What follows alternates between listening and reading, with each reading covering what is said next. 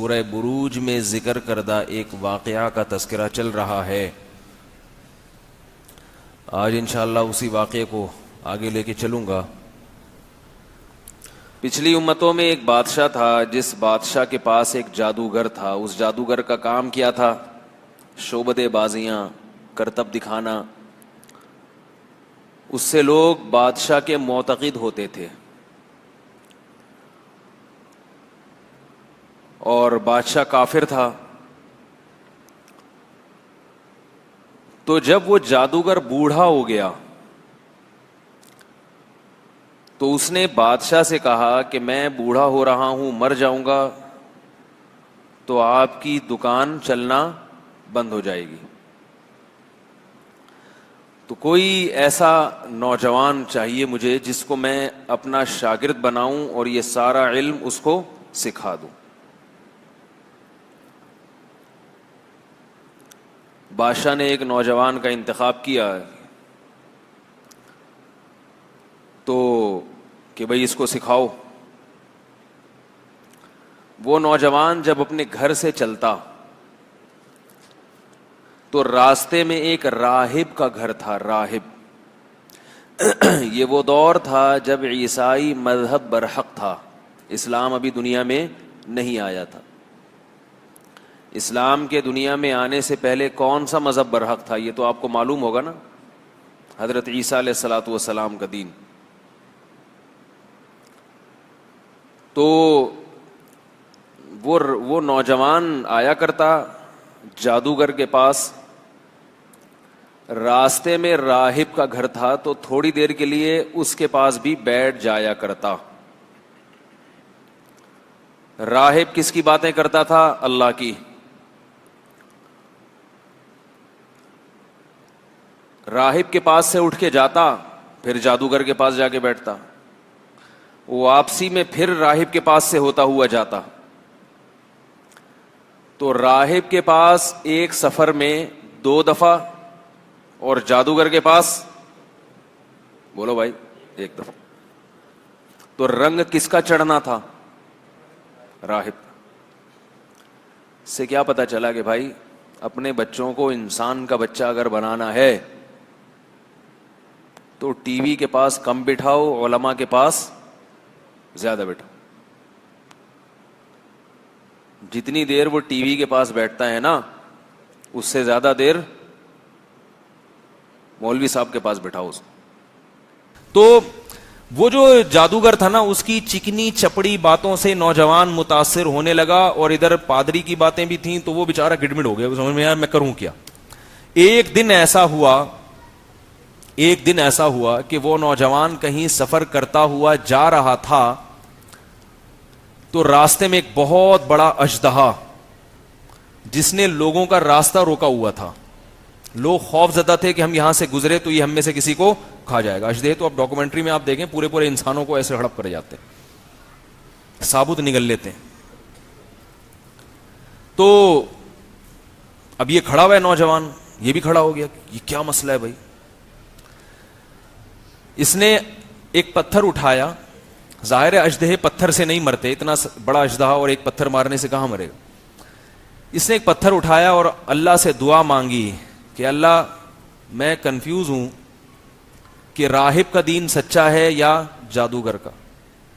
اگر راہب کا دین سچا ہے تو اس پتھر سے اس اژدہے کو تو ہلاک کر دے، ایک نشانی مجھے دکھا دے.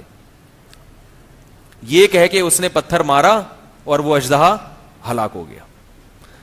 اب یہ اللہ کی ایک بہت بڑی نشانی دیکھ لی. جب اللہ اپنی بہت بڑی نشانی کسی کو دکھاتے ہیں تو پھر آزمائش بھی اسی حساب سے لیتے ہیں اس سے. اس لیے غیب پہ ایمان لاؤ، یہ بہتر ہے. اللہ سے ایسی نشانیاں مت مانگا کرو. کہتے ہیں نا کہ بنی اسرائیل کی توبہ قبول کرنے کے لیے اللہ نے کہا تھا کہ جس نے گناہ کیا ان کو قتل کرو. جن سے گناہ ہوا وہ اپنے آپ کو قتل کے لیے پیش کریں گے تو توبہ قبول ہوگی، ورنہ نہیں. جبکہ امت مسلمہ کے بارے میں کیا قانون ہے کہ جتنا بڑے سے بڑا گناہ ہو جائے چپکے سے جا کے اللہ کے سامنے 2 آنسو بہاؤ، معافی مانگو تو بس معاف کر دیں گے ہم. بنی اسرائیل کے ساتھ ایسا معاملہ اس لیے ہوا کہ انہوں نے کہا تھا کہ اے موسیٰ ہم اس وقت تک اللہ پر ایمان نہیں لائیں گے حتی نر اللہ جہرتن، ہم اس وقت تک اس کتاب کو اللہ کی کتاب نہیں مانیں گے جب تک ہم اللہ کو اپنی آنکھوں سے نہ دیکھ لیں. تو جیسے ان کا اللہ پر ایمان کا معیار بہت اونچا تھا تو ان کی توبہ کی قبولیت کے لیے اللہ کا معیار بھی بہت اونچا تھا کہ تم بغیر دیکھے نہیں مانتے تو ہم بھی تمہارے اخلاص کا امتحان لیں گے کہ اگر تم توبہ میں مخلص ہو تو اپنے آپ کو قتل کے لیے پیش کرو تو مان جائیں گے دل سے توبہ کر رہے ہو. اس امت میں صحابہ کرام نے نبی سے کبھی یہ مطالبہ نہیں کیا کہ اے نبی ہم اس قرآن پر ایمان اس وقت لائیں گے جب ہم دیکھیں گے اپنی آنکھوں سے کہ آسمان سے قرآن اتر رہا ہے یا ہم اللہ کو اپنی آنکھوں سے دیکھیں. جو کہا غیب پر ایمان لے آئے اور ہم بھی غیب پر ایمان لائے ہیں. تو اللہ نے کہا کہ جب تم غیب پر ایمان رکھتے ہو تو تمہاری توبہ بھی غیب کے پردوں سے ہی قبول ہے. اس کے لیے دلیل نہیں چاہیے مجھے بس. تو اس لیے نشانیوں کا مطالبہ نہ کیا کرو. جب کوئی نشانی دیکھ کے ایمان لاتا ہے تو اس کی آزمائش بہت سخت ہوتی ہے پھر. تو اس نوجوان نے جب وہ پتھر مارا ہے تو وہ اژدہا ہلاک ہو گیا. ویسے بھی اس کا گمان یہی تھا کہ راہب کا دین برحق ہے تو یہ اور مضبوط نشانی. اب ہوا یہ کہ اس نوجوان نے کلمہ پڑھ لیا اور اعلان کر دیا اور اللہ کی عبادت میں لگ گیا. جب وہ اللہ کی بہت زیادہ عبادت میں لگا ہے تو اللہ کی قدرت تھی کہ اللہ نے اس کے ہاتھ پہ بعض کرامتوں کا ظہور شروع کر دیا. یعنی اس کے ہاتھ پہ بعض کرامتیں ظاہر ہونا شروع ہو گئیں. نابینا کی آنکھوں پہ ہاتھ پھیرتا تو بینائی واپس لوٹ آتی. کوڑ کا مرض پہلے زمانے میں لا علاج تھا. کوڑ کے مریض کو ہاتھ پھیرا اس کی بیماری ایک دم ختم ہو گئی. پیدائشی کوئی گنجا ہو اللہ نہ کرے اس کے سر پہ ہاتھ پھیرا تو بال، بولو نا بھائی، دیکھو پیدائشی گنجا ہونا تو اللہ کی طرف سے، لیکن جب اللہ نے بال دے دیے تو پھر ٹینٹ کرا کے رکھنا 24 گھنٹے، یہ اللہ کی نعمت کی ناشکری ہوئی نا اس حدیث کی روشنی میں. اگر آپ کو ویسے ہی سر کو ٹھنڈا رکھنے کا شوق ہے تو آپ ٹینٹ کرائیں، مگر یہ کوئی سنت نہیں ہے، کوئی عبادت نہیں ہے. ٹینٹ کرانا آزمائش ہے. اگر اس پہ کچھ لکھنا ہے آپ نے کہ میں گم جاؤں تو پھر یہ میرے نمبر پلیٹ دیکھ لو اور شناختی کارڈ نمبر، پھر تو بھی ٹھیک ہے. بلا وجہ خام خواہ میں ٹینٹ کرا کے رکھنا، اللہ نے بال دیے زینت کے لیے اور ٹنڈے منڈے گھومنا تو اچھا کام نہیں ہے. دینداروں کو زینت کی فکر دوسروں سے زیادہ کرنی چاہیے تاکہ دیکھنے میں اچھے لگیں. تو جب اچھے لگیں گے تو لوگ ان کو دیکھ کے ان کو فالو کرنے کی کوشش کریں گے. اس کا ایک اثر پڑتا ہے. اللہ نے کسی پیغمبر کو بدصورت نہیں بنایا. کیوں؟ اس لیے کہ لوگ جب ان کے پاس بیٹھیں تو لوگوں کی طبیعت ان کی طرف مائل ہو، لوگ ان سے سیکھیں. تو شکل تو اللہ نے جس کی جیسی مرضی بنا دی، مگر کچھ اپنا بھی انسان کا کنٹرول ہوتا ہے. عجیب عجیب سے دیندار لوگوں کو دیکھیں، عجیب عجیب سے بنے ہوئے گھوم رہے ہوتے ہیں. زار من یوں لٹک رہا ہے، ادھر کو جا رہا ہے.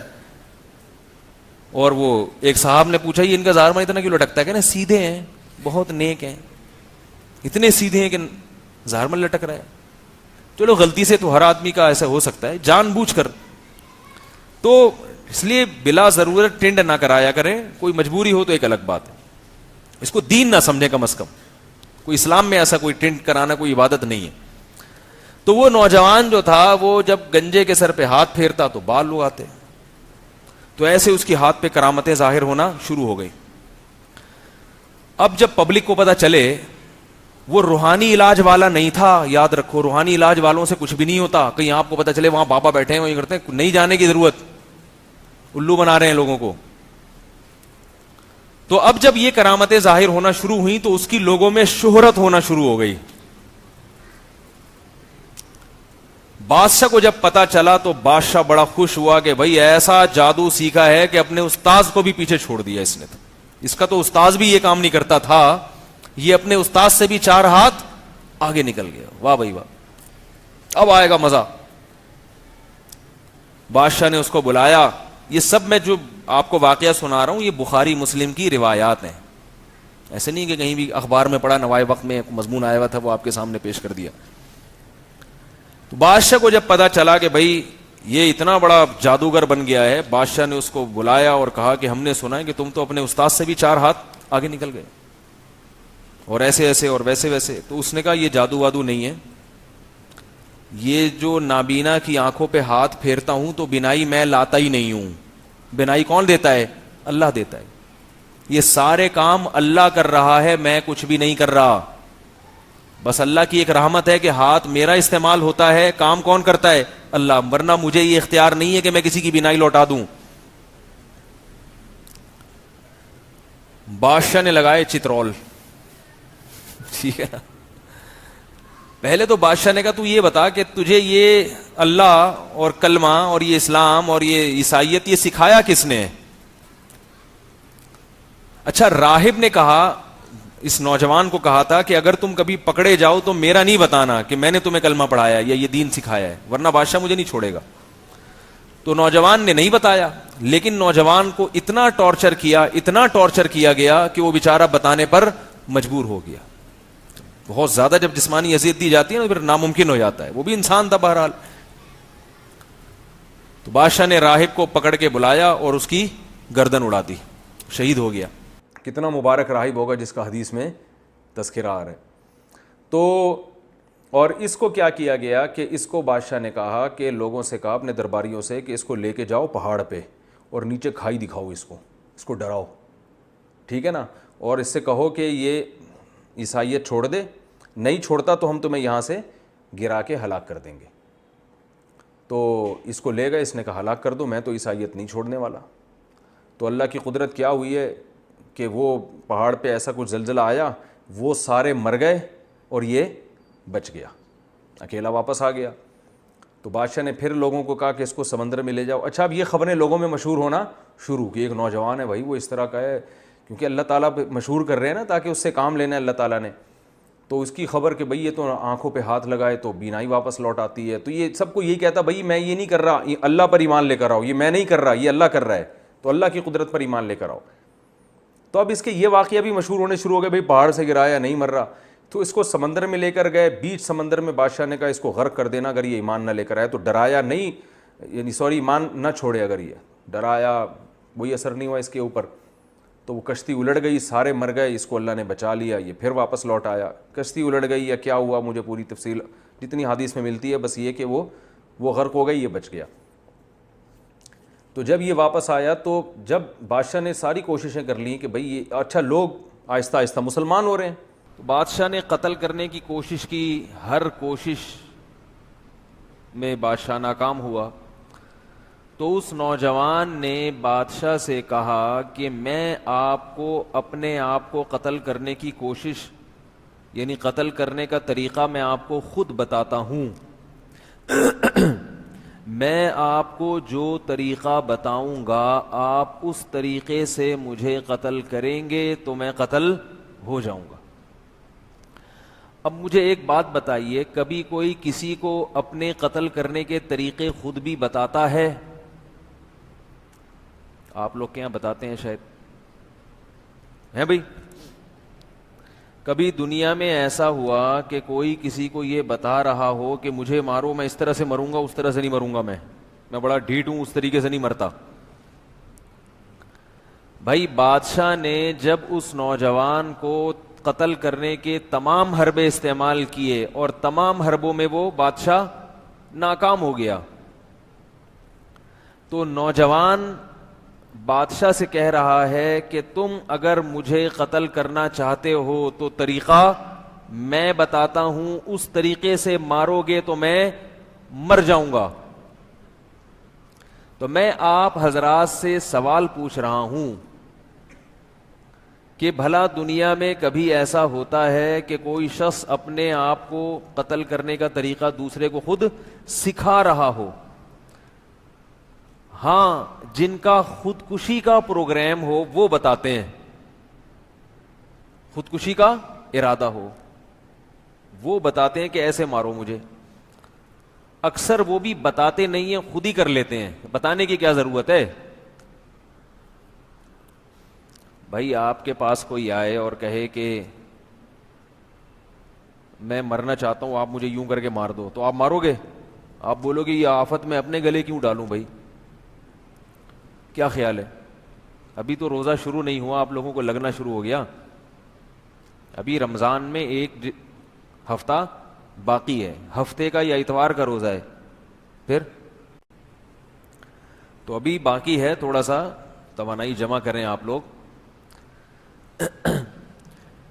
تو مجھے یہ بتائیے کہ بادشاہ دنیا میں کوئی چاہتا ہے کہ مجھے قتل کرو اور اس طریقے سے مارو؟ خودکشی کرنے والے کرتے ہیں یہ کام. خودکشی کرنے والے وہ یہ کرتے ہیں کہ طریقے بتاتے ہیں, ویب سائٹس میں طریقے سکھائے جاتے ہیں خودکشی کرنے کے, ایسی ویب سائٹس ہیں دنیا میں. لیکن یہ نوجوان تو خودکشی کرنے کا ارادہ نہیں رکھتا, یہ چاہ رہا تھا کہ بادشاہ اللہ کا نام لے کر مجھے مارے گا تو دنیا دیکھ لے گی کہ بادشاہ نے تمام حربے استعمال کر لیے, ناکام ہو گیا. مگر جب بادشاہ اس نوجوان کے رب کا نام لے کر کام کر رہا ہے تو کام ہو رہا ہے. اس سے لوگ متاثر ہو جائیں گے اور لوگوں کو یقین آ جائے گا کہ اس نوجوان کا جو رب ہے وہ سچا ہے اور بادشاہ خدا نہیں ہے, بادشاہ معبود نہیں ہے. تو لوگ ایمان لے آئیں گے. تو لوگوں کو ایمان پر لانے کے لیے نوجوان اپنی جان کی قربانی دے رہا ہے. بات آ گئی سمجھ میں کہ نہیں آئی؟ یہ نوجوان کیا کرنا چاہ رہا ہے؟ اپنی جان کو قربان کر رہا ہے تاکہ لوگ ایمان لے آئیں. اور اس کے لیے اس نے طریقہ یہ استعمال کیا کہ پوری عوام کو اکٹھا کیا جائے. یعنی بادشاہ کو طریقہ بتا رہا ہے کہ بند کمرے میں قتل مت کرو, اس لیے کہ بند کمرے میں جب مارا جائے گا تو خبر جو لیک آؤٹ ہوگی اس میں غلطی بھی ہو سکتی ہے. بادشاہ اللہ کا نام لے کے مارے گا مگر بعد میں کیا کہے گا کہ میں نے اللہ کا نام نہیں لیا. بند کمرے میں کیا ہو رہا ہے یہ تو کسی کو نہیں پتا ہوتا نا. خبر متواتر وہ غلط نہیں ہو سکتی, متواتر خبریں کبھی بھی غلط, یہ خوب یاد رکھو, ایک اہم مسئلہ ہے یہ. بہت سارے مسائل اس سے حل ہوتے ہیں. یہ جو ہم کسی کو خبر دیتے ہیں نا, خبر یہ سچی بھی ہو سکتی ہے اور جھوٹی بھی. کیا خیال ہے؟ جب بھی کوئی آپ کو آ کے خبر دیتا ہے تو وہ خبر کبھی سچی ہوتی ہے کبھی جھوٹی. ہماری شریعت اس کا پورا مدار خبر پر ہے, خبر پر. ہمیں خبر ملی ہے کہ محمد صلی اللہ علیہ وسلم 1400 سال پہلے آئے تھے. کیا خیال ہے؟ ہمیں خبر ملی ہے کہ محمد صلی اللہ علیہ وسلم نے یہ کرنے کا ہمیں حکم دیا. کیا ہم میں سے کسی نے اپنی آنکھوں سے دیکھا؟ نہیں آ رہی بات. ہمیں خبر ملی کہ نبی صلی اللہ علیہ وسلم نے یہ کرنے کا کہا, ہمیں خبر ملی کہ نبی نے یہ کرنے کا نہیں کہا, یعنی یہ نہیں کرنے کا کہا. تو ہمارا پورا دین الف سے لے کے یا تک, اے سے لے کے زیڈ تک, وہ کس پر چل رہا ہے؟ بولو نا بھائی, خبروں پر, خبروں پر. اب خبر کو سمجھنے کی ضرورت ہے. جو بنیادی گمراہی آج کل پروفیسر لوگ پھیلا رہے ہیں وہ یہاں سے گڑبڑ کرتے ہیں. خبروں کی اقسام نہیں پتا ان کو, اسی سے سارے فرقے پیدا ہو رہے ہیں. بہت اہم مضمون ہے جو اس وقت اللہ نے دل میں ڈال دیا, اور اس کی بنیاد کہاں سے نکلتی ہے کہ اس نوجوان نے یہ کیوں کہا کہ کھلے عام بھرے مجمع میں مجھے قتل کیا جائے اللہ کا نام لے کے, بند کمرے میں نہیں. وہ یہ بھی کہہ سکتا تھا کہ بند کمرے میں 4 آدمیوں کے سامنے وہ 4 گواہ رہیں گے, یہ بھی تو ہو سکتا تھا نا. بہت مشکل ہے بھائی, ان لوگوں کو نہیں سمجھ میں آ رہا یار. تھوڑا سا بھائی گردن تو ہلاؤ. ویسے ہی ہلا دیں, جھوٹی موٹی کے بھی تو کوئی کام ہوتے ہیں کہ انسان کسی کو خوش کرنے کے لیے جھوٹی موٹی میں بعض دفعہ گردن ہلا دیتا ہے. سچی مچی میں نہیں ہلتا تو جھوٹی موٹی کا ہلا دیا کریں. تو دنیا میں اس وقت سب سے بڑی آبادی عیسائی, یہودی اور مسلمانوں کی ہے جو اللہ کو اور پیغمبروں کو مانتے ہیں. اتنی بڑی آبادی اگر جھوٹے نبیوں کو مانتی ہوئی آئی ہے اگر، تو یہ بات کھوپڑی میں آنے والی نہیں ہے. کھوپڑی نہیں مانتی اس بات. یہ تمام لوگ پیغمبروں کے سلسلے کو مانتے ہیں اور دنیا کی بہت بڑی آبادی ہے. یہ صرف عیسائی اور مسلمانوں کو ملا دیا جائے اگر، تو یہ جو ایتھیسٹ کہتے ہیں کوئی پیغمبر نہیں آیا اور کوئی پیغمبر، تو یہ کیسے لاکھوں لوگوں تک کیسے ان کی تعلیمات پہنچی ہیں اور کسی نہ کسی درجے میں یہ پیغمبروں کی تعلیمات کو باقاعدہ فالو کر رہے ہیں. اس کا مطلب ہوا کہ موسیٰ نام کے کوئی پیغمبر بھی دنیا میں آئے تھے، عیسیٰ نام کے کوئی پیغمبر بھی دنیا میں آئے تھے، محمد صلی اللہ علیہ وسلم کے نام کے کوئی پیغمبر بھی دنیا میں آئے تھے. اور ان تمام پیغمبروں کی تعلیمات کو اگر آپ غور کرتے ہیں تو وہ ساری اچھی تعلیمات ہیں. اچھی، کوئی بھی ایسی تعلیم نہیں ہے جو غلط ہو، بالکل 100% غلط ہو. تو یہ ممکن نہیں ہے کہ جھوٹا نبی دنیا میں آئے اور لوگوں کو اچھی چیزوں کو پہ ڈال کے چلا جائے. ایک صاحب مجھے لاہور میں ملے کچھ دن پہلے، وہ کہہ رہے ہیں کہ یہ جو معاذ اللہ نبی صلی اللہ علیہ وسلم تھے نا، یہ معاذ اللہ نقل کفر جادوگر تھے، انہوں نے جادو کے زور سے پوری دنیا کو یوں کیا ہے. میں نے کہا کسی جادوگر کی تعلیمات میں جمعے کی نماز آئے گی، رمضان کا روزہ آئے گا، ماں باپ کے ساتھ حسن سلوک آئے گا؟ ساری دنیا میں مسلمان جمعے کی نماز پڑھتے ہیں.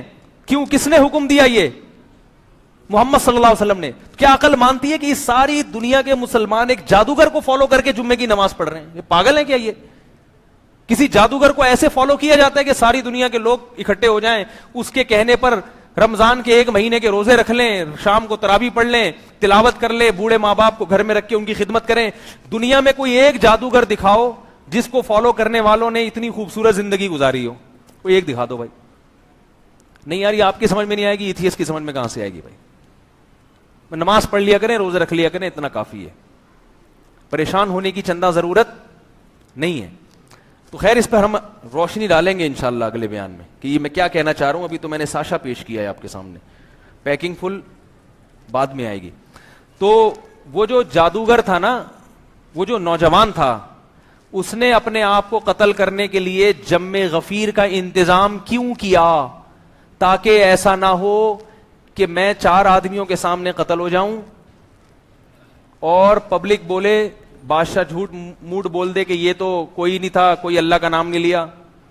تو جب پورا شہر اکٹھا کر لیا گیا اور اس کے تیر لگائے، یہ جناب گرائے، پورے شہر نے بیک زبان ہو کے کلمہ پڑھنا شروع.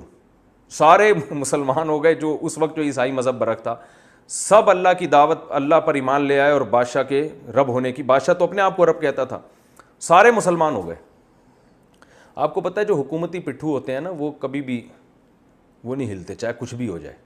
جو بادشاہ کے درباری ہوتے ہیں نا، خاص بہت کم ان میں لوگوں کو ایمان کی توفیق ملتی ہے. تو قرآن کی تاریخ سے بھی پتہ چلتا ہے کہ ظالم بادشاہوں میں بعض دفعہ پوری قوم ان کے خلاف ہو گئی، لیکن ان کے جو درباری ہیں وہ ان کا ساتھ نہیں چھوڑتے.